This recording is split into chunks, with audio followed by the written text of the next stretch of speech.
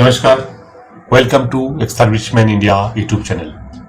फौज से रिलीज होने के बाद आप जब रिटायर होकर घर आते हैं, आपका जो भी डॉक्यूमेंटेशन है, जो भी वेलफेयर है, उसके लिए आपका नियरेस्ट जो अथॉरिटी है वो है आपका जिला सैनिक बोर्ड। और इस जिला सैनिक बोर्ड का बाद नेक्स्ट जो अथॉरिटी है वो है आपका राज्य सैनिक बोर्ड, जो कि आपका स्टेट कैपिटल में जिसका ऑफिस होता है। पिछले वीडियो में आपने देखा कि जिला सैनिक बोर्ड का क्या रोल है, क्या रिस्पॉन्सिबिलिटीज है। वो बात अलग है कि कितना रोल वो निभाते हैं, कितना काम एक सर्विसमैन के लिए वो करते हैं, कितना वेलफेयर वो एक्सटेंड कर पाते हैं। पर हमें ये जानना जरूरी होता है कि उनका दायरे क्या है, उनका क्या रिस्पॉन्सिबिलिटी है, उनका पावर क्या है और उनका ड्यूटी क्या है। इसी तरह आज इस वीडियो में हम देखेंगे कि आपका जो राज्य सैनिक बोर्ड है वो राज्य सैनिक बोर्ड का क्या रोल है, आपका लाइफ में आप वहां से कौन कौन सा वेलफेयर आप ले सकते हैं। देखिए, वेलफेयर देने वाले आपको वेलफेयर देने के लिए हमेशा एग्री नहीं रहेगा, क्योंकि ह्यूमन टेंडेंसी ये रहता है कि मिनिमम से मिनिमम काम करके अपना ड्यूटी को पूरा करना।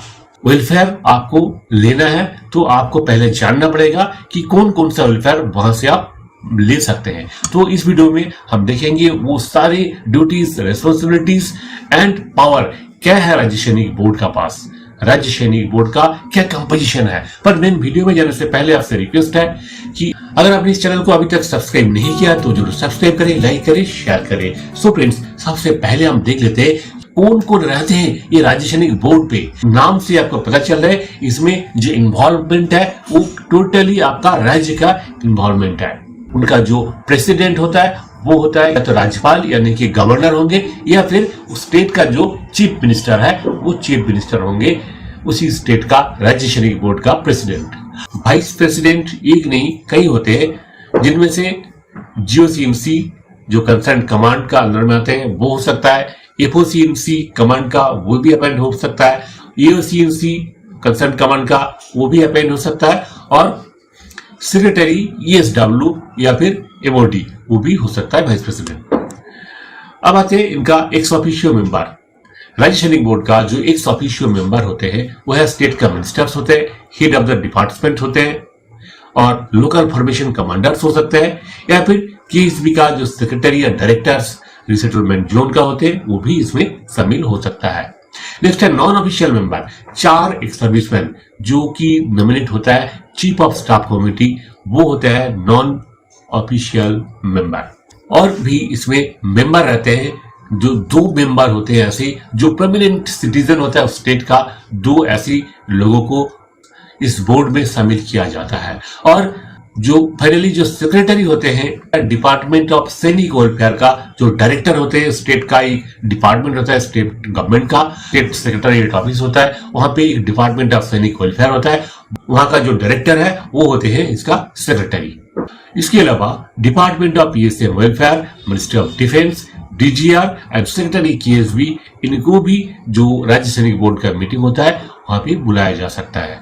सो फ्रेंड्स, अब देखते हैं कि इनका मेन रिस्पॉन्सिबिलिटी क्या है। देखिए, राज्य सैनिक बोर्ड का जो मेन रिस्पॉन्सिबिलिटी होता है वो एक सर्विसमैन का वेलफेयर मैटर्स जो कि स्टेट मिनिस्ट्रीज का साथ डील किया जाता है, उसमें एक बहुत बड़ा रोल होता है। इंडिया में केएसबी यानी कि केंद्रीय सैनिक बोर्ड का अंडर में, केंद्रीय सैनिक बोर्ड का कंट्रोल में 32 राज्य सैनिक बोर्ड्स है जो फंक्शन कर रहे हैं आज का डेट में, और 403 जिला सैनिक बोर्ड फंक्शन कर रहे हैं।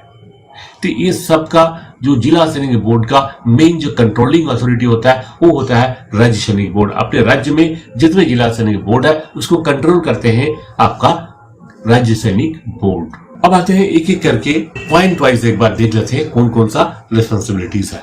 सबसे पहला जो है control and coordination the work of जिला सैनिक welfare office in the state and ensure they are effective functioning. जो कि जिला सैनिक बोर्ड का जो फंक्शनिंग है वो इफेक्टिव हो, उसको कंट्रोल करना, उसको मॉनिटरिंग करना फर्स्ट काम होता है। Number 2, maintain liaison with ministries of the state. एक सर्विसमैन का रिलेटेड कोई भी पॉलिसी मैटर्स हो, ये सब चीज स्टेट गवर्नमेंट मिनिस्ट्रीज का साथ एक सर्विसमैन का मैटर में जो भी इशूज है, जो भी करस्पेंडेंस है, वो राज्य सैनिक बोर्ड का थ्रू होता है। इसके लिए एक 100 पॉइंट रोस्टर किया हुआ है स्टेट गवर्नमेंट या यूटीज के पास, हर एक के पास है। जैसे कि उनका रिजर्वेशन पॉलिसी है और उनका जो भी वेलफेयर रिलेटेड जो मैटर्स होता है, ये सब चीजें इंश्योर करना होता है राज्य सैनिक बोर्ड को। पॉइंट नंबर 3 है कि promoting measure for the welfare and resettlement of ex-servicemen and families of serving or deceased personnel of the armed forces. And point number 4 है पब्लिक को आर्म फोर्सेस के बारे में जानकारी देना और फोर्सेस के प्रति उनका इंटरेस्ट को ग्रो करना। ये होता है राज्य सैनिक बोर्ड का एक बहुत बड़ा रोल। पॉइंट नंबर 5 ये है कि जिला सैनिक वेलफेयर ऑफिस का जो एडमिनिस्ट्रेशन होता है उसको इंस्पेक्शन करना होता है हर साल एक बार। ये एक रोल है राज्य सैनिक बोर्ड का और इसका रिपोर्ट जो है भेजा जाता है आगे। इसके अलावा केएसबी द्वारा कोई भी काम दिया जाता है तो उस काम को कैरी आउट करना पड़ता है राज्य सैनिक बोर्ड को। नंबर 7 है maintain up to date statistics of ESM. State में कितना ईएसएम है, कितना डिसेबल है, कितना विडोज है, ये जो स्टैटिस्टिक्स होता है ये सारे मेंटेन करना इनका एक रिस्पॉन्सिबिलिटी होता है। और नंबर 8 है ensure timely submission of reports and returns. आप जैसे फौज में जानते हैं कि जो भी टास्क दिया जाता है उसका एक रिपोर्ट्स टाइमली सबमिट किया जाता है। फौज में काम जो भी होता है रिपोर्ट तो 100% देना होता है, चाहे उसमें नील रिपोर्ट हो वो भी भेजना जरूरी होता है। तो ये एक काम है राज्य सैनिक बोर्ड का। टाइम टू टाइम मीटिंग जो कंडक्ट करना होता है, एनुअल मीटिंग होता है राज्य सैनिक बोर्ड का, जो चेयरमैन अपना गवर्नर या चीफ मिनिस्टर का अध्यक्षता में हर साल आयोजित किया जाता है। इस मीटिंग को कंडक्ट करना एक बड़ा रोल होता है राज्य सैनिक बोर्ड का। और इस मीटिंग में जो welfare rehabilitation measure, policy matter, policy formulation, ये सारी चीजें उसमें डिस्कस किया जाता है। नंबर 10 है seek and monitor employment opportunities for ESM and widows in the private sector. Exservicemen और विडोज को वहां पे नौकरी दिया जाए, ये सब चीज के बारे में भी बंदोबस्त करना पड़ता है राज्य सैनिक बोर्ड को। इसके अलावा सेल्फ एम्प्लॉयमेंट के लिए जो फंड अरेंज करना है वो भी एक रिस्पॉन्सिबिलिटी है राज्य सैनिक बोर्ड का। और नंबर 12 है कि आर्म फोर्सेस फ्लैग डे जो आप जानते हैं उसके लिए जो फंड इकट्ठा करना होता है, एक टारगेट फिक्स किया जाता है हर एक राज्य का, वो टारगेट को पूरा करना होता है। तो ये इसका जो ऑर्गेनाइजिंग मैनेजमेंट जो होता है ये राज्य सैनिक बोर्ड का अंडर में है। नेक्स्ट नंबर 13 है कि जो एडिशनल वेलफेयर मेजर्स जो एक्स सर्विसमैन और विडोज के लिए जो भी है उसका पब्लिसिटी करना, ताकि सभी को जो लिए जा रहे हैं जो बंदोबस्त है एक्स सर्विसमैन और विडोज के लिए इसके बारे में पता लगे, इसलिए ज्यादा से ज्यादा प्रचार करते हैं मीडिया का थ्रू। इसके अलावा नंबर 14 है आप देखते हैं time to time ex serviceman rally, pension अदालत, ये सब चीज जो है कंडक्ट किया जाता है। ये सब कंडक्ट करने का जो रिस्पॉन्सिबिलिटी है वो राज्य सैनिक बोर्ड का है। और नंबर 15 है ईजीआर या फिर केएसबी को एक्स सर्विसमैन का जो ट्रेनिंग के बारे में जो रिपोर्ट देना होता है और स्टेट कितना ट्रेनिंग करवाया है, जो भी स्टेट का पॉलिसी है वो पॉलिसी के बारे में कम्युनिकेट करते हैं डीजीआर का साथ राज्य सैनिक बोर्ड। और जो जिला सैनिक बोर्ड का जो साल में एक बार दौरा होता है, इंस्पेक्शन होता है, वो तो पहले बता चुके हैं। इसका रिपोर्ट सभी अथॉरिटीज को भेजना एक रिस्पॉन्सिबिलिटी है राज्य सैनिक बोर्ड का। और एक चीज इंश्योर करना होता है राज्य सैनिक बोर्ड को कि यहाँ का जो स्टाफ है ये सारे एक सर्विसमैन हो, और तभी जो 50% इनका पे होता है वो सेंट्रल पे करता है। शायद आप जानते होंगे कि राज्य सैनिक बोर्ड का जो स्टाफ होता है उनका जो पेमेंट है, उनका जो सैलरी है वो 50% सेंट्रल बियर करते हैं और 50% स्टेट। ये तभी हो पाता है जब सारे स्टाफ एक सर्विसमैन हो। और किसी वजह से अगर आपको कोई सिविलियन स्टाफ को अप्लाई करना होता है तो इसके लिए स्पेशल सेक्शन, स्पेशल अप्रूवल लेना पड़ता है केएसबी और मिनिस्ट्री ऑफ डिफेंस से। और अभी जैसे आईटी का जमाना है तो ईमेल का थ्रू जो कनेक्टिविटी रखना होता है राज्य सैनिक बोर्ड को, जिला सैनिक बोर्ड और केंद्रीय सैनिक बोर्ड का साथ, अपर एंड लोअर दोनों।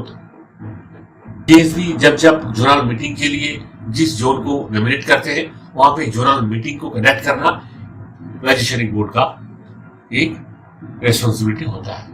सो फ्रेंड्स, ये सारे रिस्पॉन्सिबिलिटीज जो है आप जानते हैं। इसके अलावा भी राज्य सैनिक बोर्ड का एक बहुत बड़ा रोल होता है। आप जब डीजीआर का थ्रू कोई अप्लाई करते हैं तो उस एप्लीकेशन को प्रोसेस करना, आप जब बच्चों का स्कॉलरशिप के लिए अप्लाई करते हैं जिला स्तरीय बोर्ड में, उस एप्लीकेशन को प्रोसेस करना, ये सब चीजें।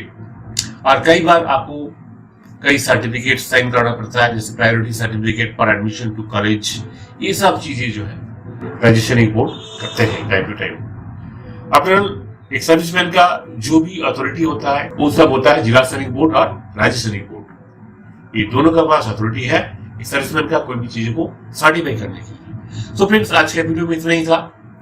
अगले वीडियो में फिर आएंगे केंद्रीय सैनिक बोर्ड का क्या रिस्पॉन्सिबिलिटीज है और क्या रूल है। वीडियो के अंत में आपसे रिक्वेस्ट है, अगर आपने इस चैनल को अभी तक सब्सक्राइब नहीं किया तो जरूर सब्सक्राइब करें, लाइक करें, शेयर करें। जय हिंद, जय भारत।